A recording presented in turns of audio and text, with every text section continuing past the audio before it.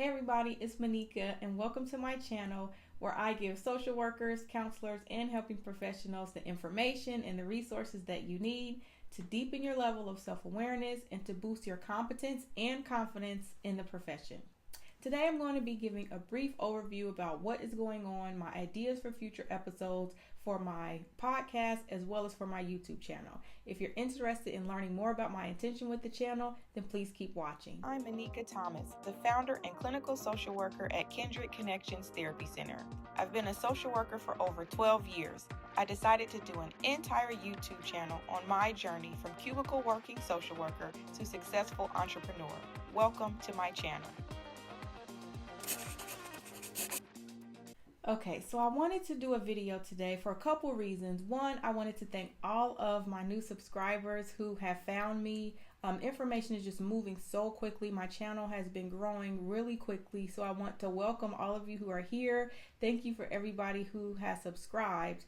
And the purpose of me creating this channel was to really be able to give context to what we are seeing as a community of social workers, as a community of helping professionals, and the people who are really on the ground working within these communities, working with these families every day, day in and day out. So we're going to have a specific type of lens that we're looking through when we see these problems happening before our eyes.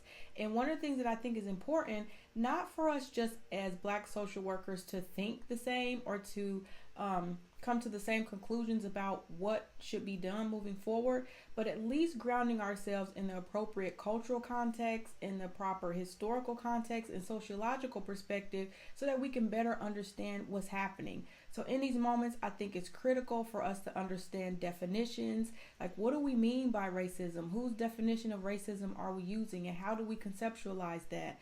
I'm thinking about the schooling that we've received going through our entire bachelor's degree program, sometimes not even learning about our history or who significantly contributed to the social work profession in general. And I also think that it's important for us to not only question which definitions are we using, where do we get the definitions from, but then how am I using that to frame the work that needs to be done moving forward. And the reason why I think that's so important is because the movement that we're seeing now within the country, all of those things have a sociological frame. All of those things have a political frame. For people to be on a specific side and to hold a certain ideology or to push for a certain political agenda, that's all grounded in the way that you see the world. It's grounded in your framework. It's grounded in your understanding. And if we as African American social workers are doing this work and we're not grounding our understanding in a cultural or historical context, then we'll sometimes be led into what we've been taught to believe instead of what is historically and culturally correct for us. So I think that's so important for us to do that work. There are a lot of other people in this space doing the work who are talking about racism, talking about white supremacy. But if we're having these conversations and we're using this language, I think that it's really important for us to define what do we mean when we say that. How are we grounding this and what has happened to us historically? When we talk about moving forward, whose idea of moving forward are we using? And when we talk about moving forward to where? What is the end goal? And depending on our political and sociological perspective, we're going to have a different idea about what moving forward looks like and where the end road is for all of us.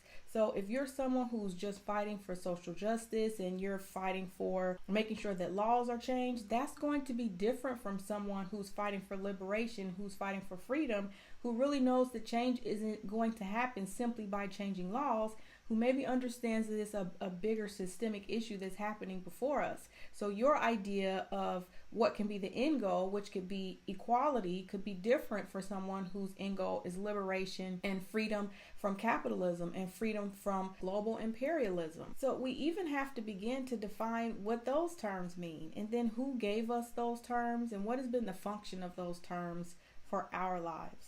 And I want us to begin having these hard conversations and also talking about some of the movements that we're seeing happening in society. Everything is happening so quickly, I can barely keep up, and there's so many videos that I want to make. I was just looking at my Instagram page on some of the things that I posted. We're needing to begin having serious conversations around colorism and the adultification of Black girls and elder abuse. Police brutality, which is the culprit of kind of what we're experiencing and what we're seeing politics. I posted a post on my Instagram that says social work is political, but the political education that we need was given us most often by our family or the institution that we attended. And our family might not have had the orientation that we need to help us move through this. Most of the time for us as African Americans, our parents' ideology has been primarily Democrat. But if we look at the Democratic Party and how they've operated in relation to Black issues and a Black agenda, going along with the status quo and with the Democratic Party is not working for us anymore. And maybe it never worked for us. So we're really having to have these conversations to talk about, is it time for us to detach and disconnect from some things that we've previously learned and understood? And how do we begin to integrate and unlearn some of the things that we've traditionally been taught and miseducated around? So another hot button topic that I've been seeing is this 8 Can't Wait campaign versus defund the police.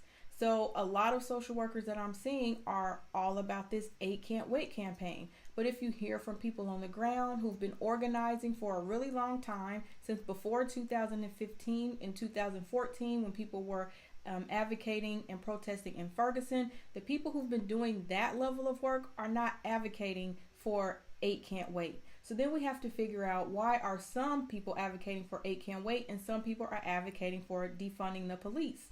And then for the ones who are advocating for 8 Can't Wait and defund the police, what are the political ties of those organizations? Who is funding those organizations? What is the agenda of those organizations? Should we financially be supporting these organizations?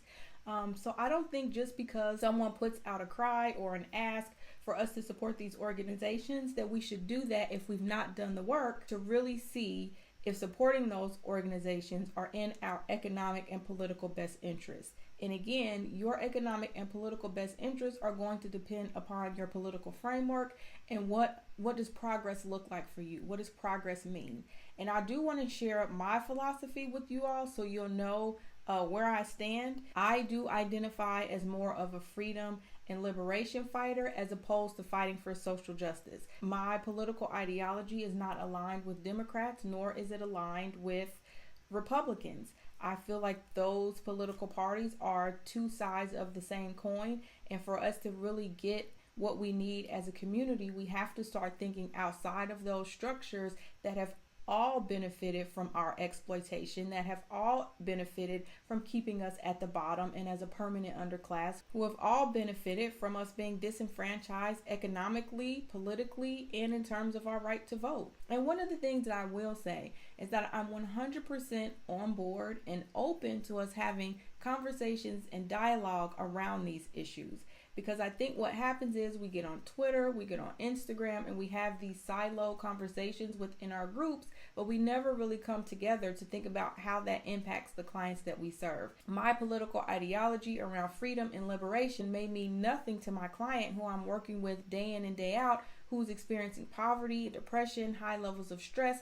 I can't even begin to have conversations with them about what liberation and freedom looks like when they're living in crisis mode day in and day out. So one of the things that I know is important is how we can bridge the level of understanding and knowledge that we have versus where we want to go, and then how we can have those difficult conversations in the middle. Now, I will call people out online, but in terms of being able to have a discourse and a conversation, I value that more than just going back and forth in a Twitter conversation or on Instagram. And I said this before in my George Floyd video, that I think this is a critical time for us to determine what kind of social worker do you want to be. And not only that, before you answer that question, I think it's also important for you to ask yourself, did you get the political orientation that you need to fight toward liberation for African American people?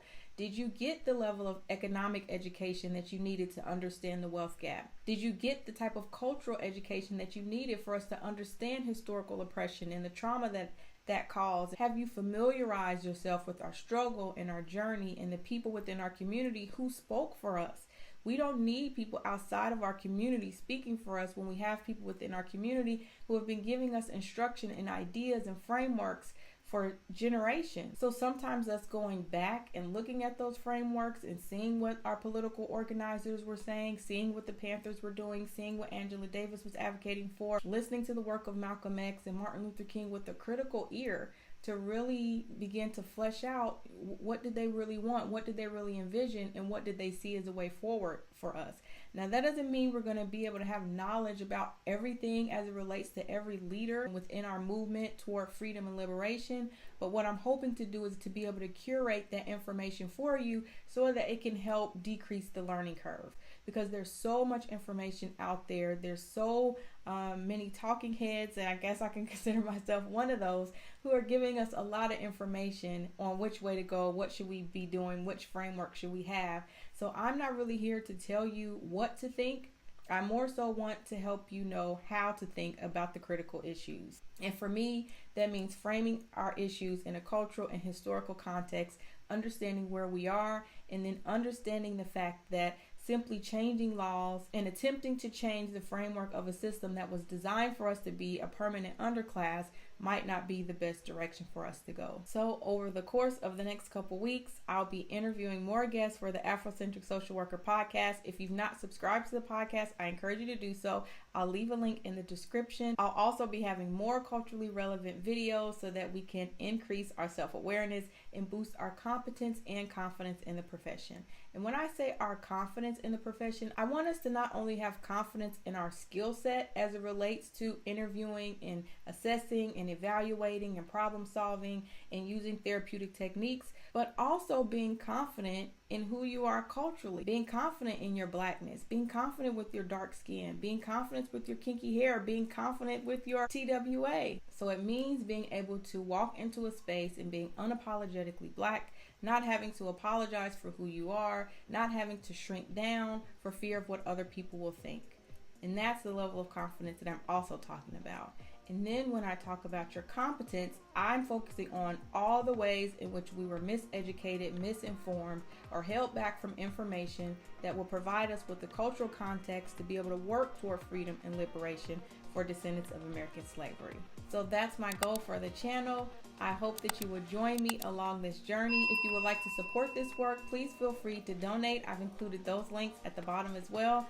Thank you all so much for watching, and as always, be well.